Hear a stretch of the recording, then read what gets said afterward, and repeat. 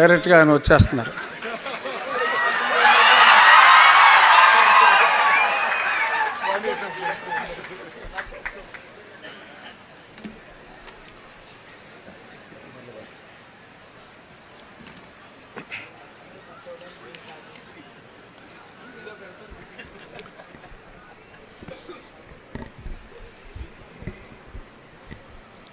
వేదిక పైన ఉన్న వాళ్ళందరినీ పరిచయం చేశారు వర్మ గారు. సో నేను పరిచయం చేయాల్సిన అవసరం లేదనుకుంటున్నా.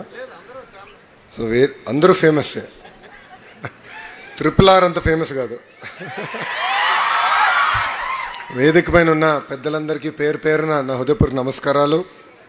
అదేవిధంగా ఈ సమావేశానికి విచ్చేసిన విద్యార్థులందరిని చూస్తుంటే నాకు కూడా నా కాలేజ్ రోజులు గుర్తొస్తున్నాయి.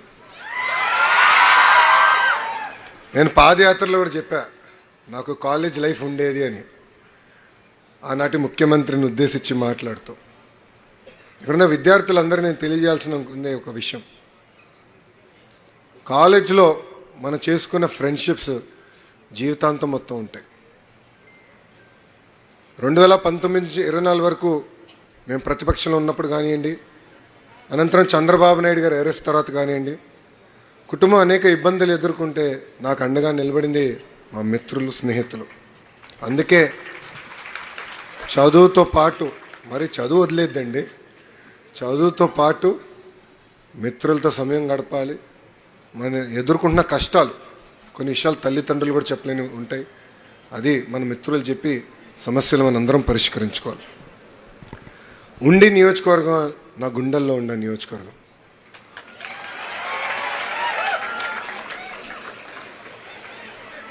నేను రఘురాజ్ గారి గురించి చెప్పలే, ఉండి నియోజకవర్గం గురించి చెప్పా. గురువుగారు నుంచున్నారు.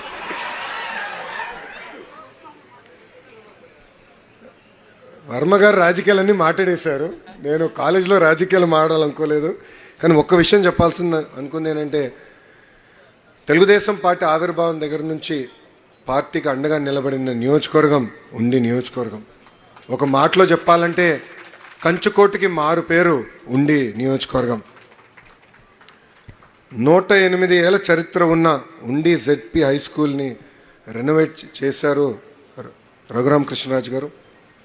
నా చేతులుగా ఆ రెనోవేషన్ని ఓపెన్ చేస్తున్న నిజంగానే నా అదృష్టంగా భావిస్తున్నా.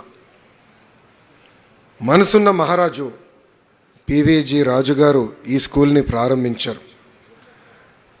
విద్యా వ్యవస్థల కోసం అనేక సంస్కరణలు తీసుకొచ్చారు. అసలు ఆంధ్ర రాష్ట్రానికి ఎయిడెడ్ స్కూల్స్ పరిచయం చేసిన వ్యక్తి PVG రాజు గారు.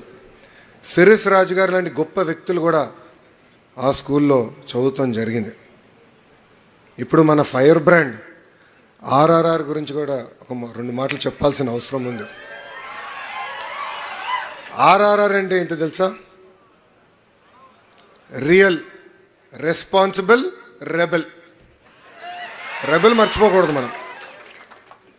రియల్ అనే విషయం, ఎందుకంటే వ్యక్తిగతంగా ఇద్దరం దాదాపు ఒక దశాబ్దం పాటు కలిసి ప్రయాణం చేసాం. కొన్ని సందర్భాల్లో విభేదించాం, ఇదేమో అందరు తెలిసిన విషయమే, విభేదించాం, కానీ ఎప్పుడు మిత్రులుగానే ఉండిపోయాం.